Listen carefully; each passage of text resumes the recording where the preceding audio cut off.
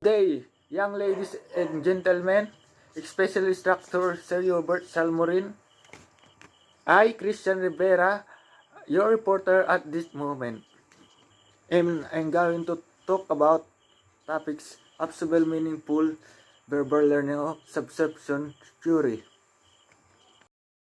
In this module, challenge yourself to attain the following learning outcomes. Explain Ausubel subsumption theory. Determine the use of graphic organizer. Use advanced graphic organizer for a topic presentation. Educational psychology theory often criticize the expository or presentational manner of teaching. They say that teachers assume educational theory, psychology, is a major role of learning as provider in information, while students remain as passively receivers of information. Nowadays, we're aware that teachers employ a variety of teaching methods, including exploratory teaching strategy. When we say exploratory teaching strategy, it is a normal concept of teaching. In a teacher is defined is the room teaching the student of taking notes. Student being told of what they need to know. This teaching method is somehow effective, but it is not efficient. This teaching method is somehow effective, but is not efficient. It is like a double-edged sword. Though it is as Bastian's effect, we cannot deny the fact that it has negatively impacted the students, wherein no student input into lesson and therefore may fail to foster deeper learning. Instead of criticizing this manner of teaching, David Ausubel proposed ways of improving it. He suggested of the use of advanced to organizers. His idea is contained in his theory of meaningful verbal learning. What is theory all about?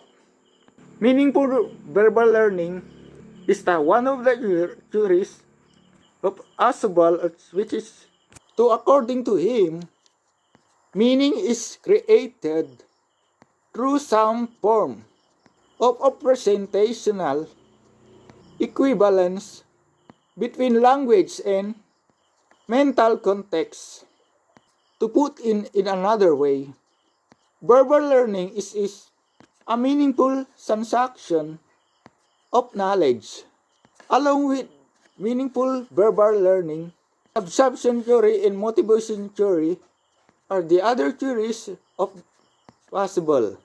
But in this video, that put greater emphasis on subsumption theory.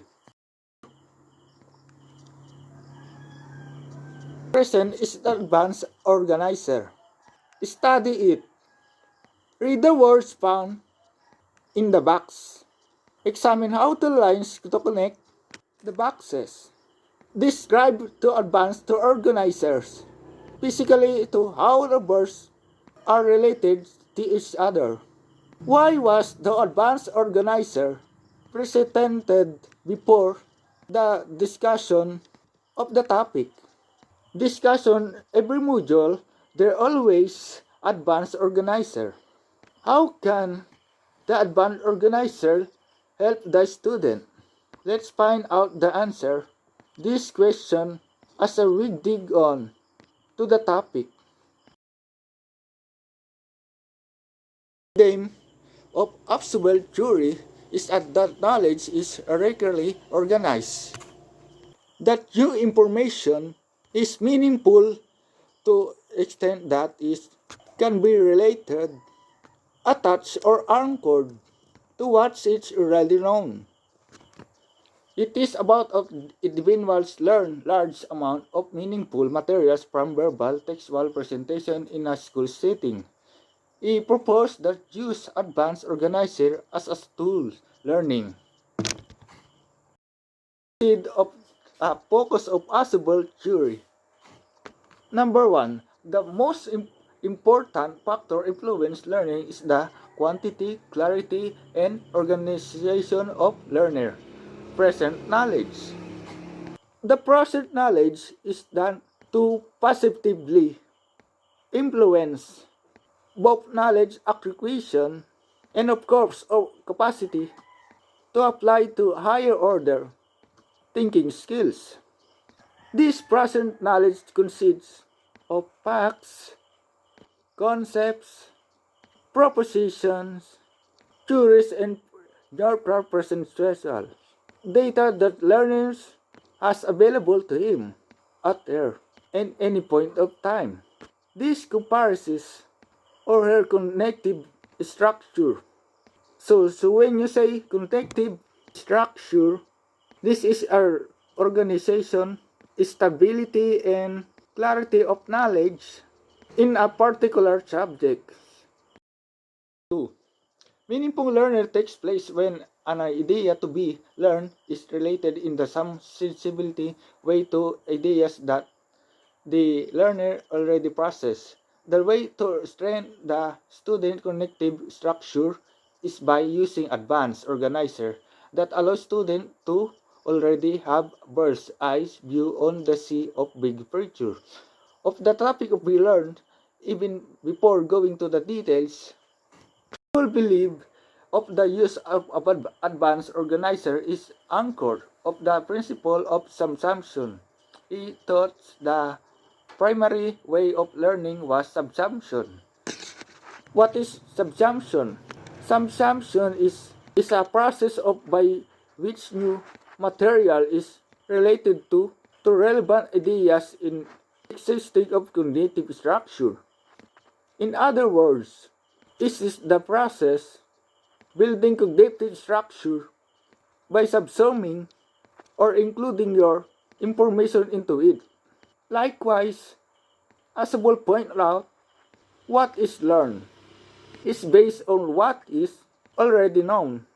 What were already known determine what's how and how well Barry learn.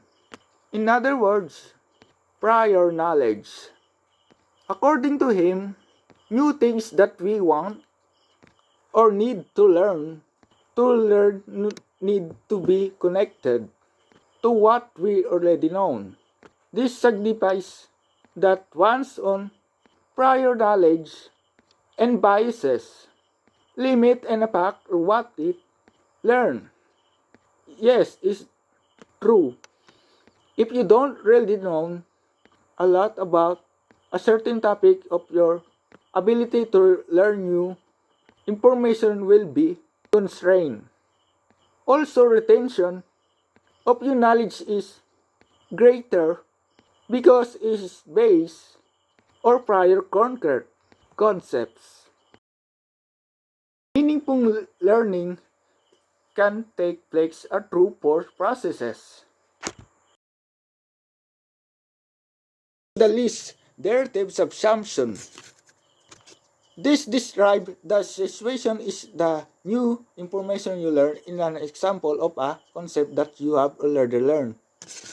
It's an example of a concept that you have already learned.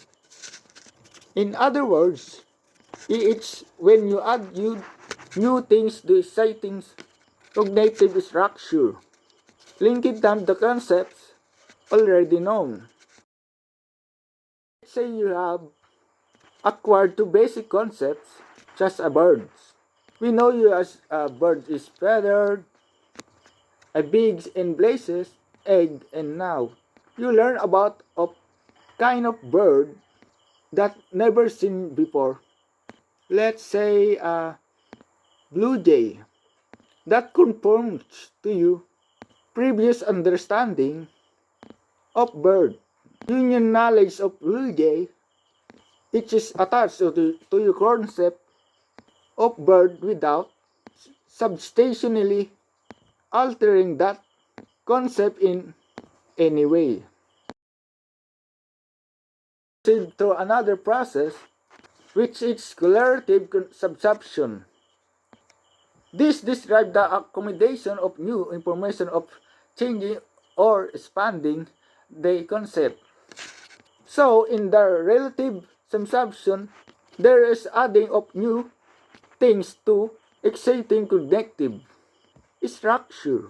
In relative subsumption, on the other hand, there is adding a few concepts or new details to what already known. Therefore is the relative subsumption, and there's no as relation of your prior knowledge. In correlative subsumption, there's a change or expansion or your prior knowledge. In this example, now let's see a new kind of bird that's a really big body and long, strong legs. It doesn't fly, but it can run plus. In order of accommodation this new information, you have the change, expand of your concepts of verb to include the responsibility in being big and having a long legs and stronger. Now include your concept and a ostrich, the previous knowledge of what a bird is. This time it will have previous knowledge about bird kind, ostrich leading you to understand. Through this way, your knowledge about birds has been expanded to you. You have learned about this new kind of bird, the process of cumulative subsumption. In a sense, you might say that is no more valuable learning than this after of subsumption, since it reaches the